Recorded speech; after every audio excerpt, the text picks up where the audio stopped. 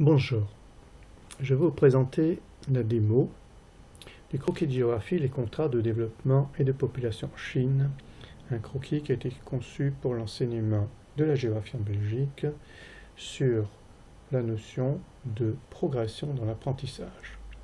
Ce croquis va nous permettre de bien mettre l'accent sur la différence entre les figurés linéaires et les figurés de flèches, tout en utilisant bien entendu les figurés de surface avec leur hiérarchie de couleurs qui ont déjà été vues précédemment.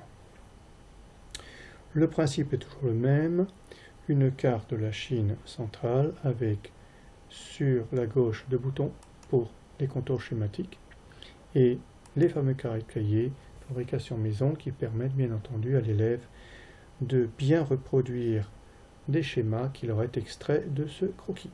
Pour le moment, nous les décochons, nous n'en avons pas besoin. Pour le reste, l'écran est toujours le même. En haut à gauche, la question reprise de la forme papier, que je vous conseille de faire au préalable. Sur votre droite, vous avez le pense-bête, c'est-à-dire tous les figurés qui ont été utilisés. Attention, ne cliquez pas dessus, ça ne sert à rien. Ils ne sont là que pour vous rappeler ce qu'il faut comme figuré si jamais vous en auriez besoin. Et enfin, l'essentiel des 4 boutons, figurés ponctuels linéaires de surface de flèche, qui sont des réponses possibles à la question qui se trouve au-dessus. Voyons. Première question, région à fort développement Chine. Vous l'avez trouvé avec le cartoflash prof qui vous est proposé sur le site aussi, avec ces fameuses cartes thématiques. Alors, vous savez où se trouvent ces régions à fort développement, comment les représenter graphiquement. Plusieurs possibilités, ponctuelles linéaires de surface de flèche. Chaque fois que vous cliquerez dessus, vous aurez la réponse, c'est-à-dire bon choix ou mauvais choix, avec pourquoi c'est un bon choix, pourquoi c'est un mauvais. Prenons par exemple figure linéaire, on pourrait imaginer effectivement que l'on mette un tracé comme ça autour des régions qui sont englobées dans ce qu'on appelle les régions à fort développement. Donc figure linéaire par exemple. Non, ce n'est pas possible. Pourquoi, dit-on? Car le croquis doit être en avant les contrastes, notamment développement. Et le figuré linéaire, en ceinturant les régions, ne permet pas assez de mettre cette notion de contraste en valeur. C'est vrai. Avec un simple trait, on ne verra pas sur croquis un contraste. Parce qu'il y aura plusieurs régions, évidemment, nous le savons déjà. Donc allons tout de suite dans la bonne réponse, figuré de surface. Et oui, c'est la bonne réponse. On nous dit qu'effectivement, la surface entière est mise en valeur, en couleur aussi, avec la hiérarchie rouge ici, la première, on pourra utiliser plus tard l'orange et le jaune. On a donc bien une hiérarchie de couleurs. Remarquez que, outre l'explication, vous avez bien sûr sur le croquis déjà le dessin qui est fait. Vous avez sur la gauche la légende qui se construit et vous avez surtout en bas à droite une flèche qui vous invite à poursuivre. Poursuivons. Deuxième question. Après le fort développement, le moyen développement. Moyen développement, puisque c'était figuré de surface, n'hésitons pas, ce sera encore une fois figuré de surface. Très bien. Voilà, on vous dit que l'orange a été utilisé, et remarquez bien là, déjà une différence de couleur, comme nous avons déjà vu sur les croquis précédents, qui insistaient sur cette hiérarchie de couleurs. Le rouge est plus accentué, l'orange l'est moins, le phénomène donc plus présent dans la partie rouge. Poursuivons. Cette fois-ci, dernière catégorie, région à faible développement. Quelle couleur? Surface, bien entendu, c'est toujours la même chose. Eh bien, le jaune pâle. Et regardez ce que nous avons. Nous avons bien une Chine qui s'enfonce ici vers l'est, vers la mer. C'est bien une Chine littorale qui est développée, contrairement à cette partie continentale qui l'est beaucoup moins. Poursuivons. Cette fois-ci, on nous dit que la Chine est souvent qualifiée d'usine du monde. Oui. Comment représenter cette concentration spatiale des usines? On pourrait imaginer des points. Soyez modeste, évidemment, ce n'est pas possible de représenter chaque usine par un point. Nous ne pourrons pas le localiser sur ce croquis. Linéaire, pourquoi pas? On pourrait ceinturer la région. Que nous dit-on? Non, parce qu'on veut montrer qu'il y a un poids supplémentaire, alors que le figuré linéaire, nous dit-on, ne fera apparaître qu'un espèce d'enclos industriel. Ce n'est pas ce qu'on recherche. On veut bien montrer que à certains endroits, il y a un fort développement, mais qu'il est dû aussi aux usines, c'est-à-dire à cette industrie. Il nous reste donc, puisque ponctuel c'est pas possible, linéaire non plus, flèche certainement pas, il nous reste surface. Et oui, surface mais avec des hachurés. Les hachures sont également un figuré de surface. Et regardez bien, vous avez avec cette hachure, comme c'est expliqué ici, ce qu'on pourrait appeler un alourdissement de la zone littorale pour bien montrer que c'est ici l'élément essentiel, c'est ici que ça se passe. Et les contrastes sont encore plus marqués puisque nous avons ici une zone très légère. Légère en quoi? La couleur déjà, très très pâle, pas de hachure par rapport à cette partie-là qui est surchargée, c'est ce qu'on a voulu montrer. Première étape. Poursuivons.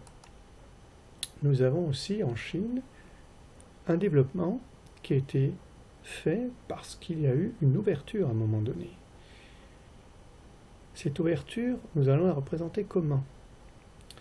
Figuré ponctuel, peu probable, linéaire, nous allons voir, surface, pourquoi pas, flèche, pourquoi pas. On pourrait imaginer des flèches. Nous avons d'ailleurs des flèches encore aussi en réserve. Surface, nous n'en avons plus. Donc, ouverture, flèche. Non, ce n'est pas bon choix. Pourquoi? Parce qu'il est précisé ici qu'il ne s'agit pas de montrer l'importance de tel ou tel port. Il y en aurait tellement de toute façon que ça ferait une série de flèches. Il faut simplement montrer qu'il y a un endroit, une zone géographique en Chine, qui a été celle, qui est toujours celle de l'ouverture. Donc, puisque surface n'existe plus, nous savons, flèche c'est pas possible, ponctuel, ce n'est pas possible non plus, tentons linéaire. Et oui, c'est linéaire. Alors vous allez me dire, oui, linéaire, mais attention, on voit des flèches. Il y a des figurés linéaires qui sont une ligne, puisqu'ici, c'est la ligne de côte qui est reproduite, et ces flèches-là, c'est tout simplement une indication qui donne la notion d'interface.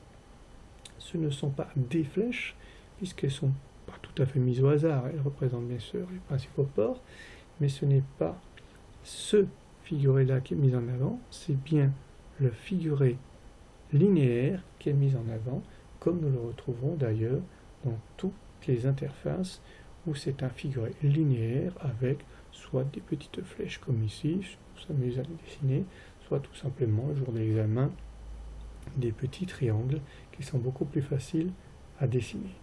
Alors attention, un figuré linéaire peut avoir des petites flèches dessus, ce n'est pas pour autant un figuré de flèches. Poursuivons. 90% de la population, nous dit-on, est concentrée dans la partie est du territoire. Et oui, il s'agit de montrer les contrats de développement, nous avons là maintenant les contrats de population. Comment représenter 90% de population qui se concentre sur une partie du territoire? Alors, soit on réfléchit, on regarde les boutons, soit on regarde un petit peu ce qui nous reste comme figuré à utiliser. Il reste les flèches, les ponctuels ou le linéaire. Pas de surface possible. Bon, ne cherchons pas, on va prendre linéaire. Et effectivement, c'est le juste. C'est le bon figuré. Pourquoi?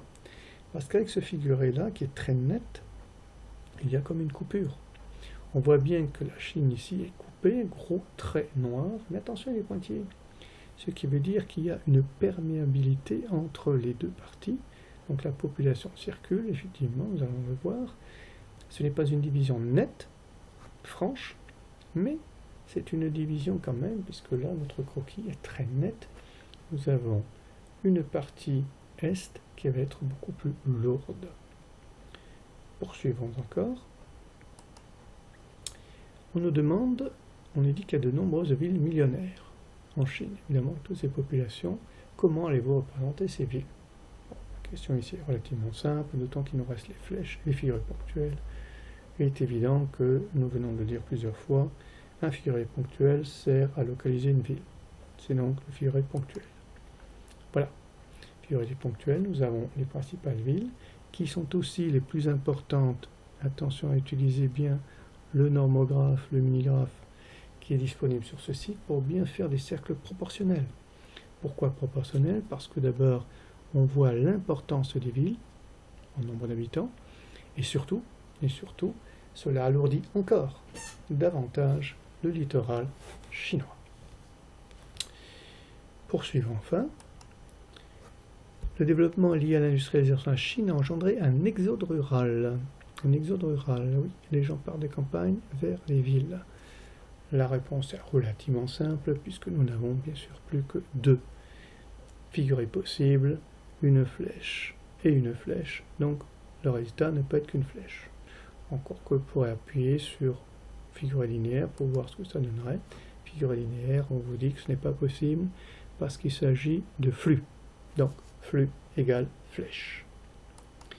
Voilà, il s'agit donc de flux qui partent de cette zone-là et qui vont vers les principales villes. Voilà, nous allons nous arrêter là pour bien préciser quand même à quoi a servi ce croquis. Montrer la différence entre une ligne, la figure linéaire, qui sépare tout en ayant une perméabilité, entre des flèches, l'exode, c'est-à-dire qui traduisent un dynamisme, un flux ici, et finalement un figuré linéaire doté de têtes de flèches, mais qui est linéaire tout en ayant une petite exception, les flèches. Voilà.